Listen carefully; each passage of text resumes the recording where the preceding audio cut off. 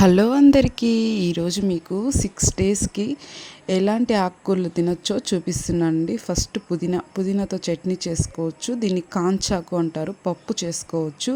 Next ఇది వచ్చి పొనగంటాకండి, ఇది కూడా తాలింపు చేసుకోవచ్చు. ఇది వచ్చి పాలకూరకు తెలిసిన విషయమే, ఇది కూడా పప్పు చేసుకోవచ్చు.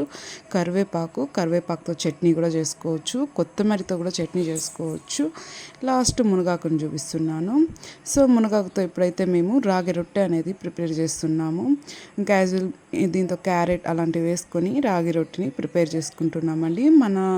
మన దగ్గర పికిల్స్ అనేది అవైలబుల్లో ఉంది. మీకు ఫోన్ నెంబర్ కూడా ఫస్ట్ వీడియోలో మేము సెండ్ చేసాము. ఆ పికిల్స్ కావాలనుకుంటే మీరు ఆర్డర్ చేసుకోవచ్చు. అన్ని గ్రౌండెడ్ ఆయిల్తోనే నేను పికిల్స్ అనేది రెడీ చేస్తున్నామండి. చాలా టేస్టీగా ఉంది. మా ఇంటి దగ్గర అయితే ప్రస్తుతానికి మేము ఇస్తున్నాము. ఇద్దరికైతే ఆన్లైన్లో కూడా బిజినెస్ చేసాము. సో ఫ్రెండ్స్, ఈ వీడియో నచ్చితే లైక్ చేయండి, షేర్ చేయండి, సబ్స్క్రైబ్ చేసుకోండి.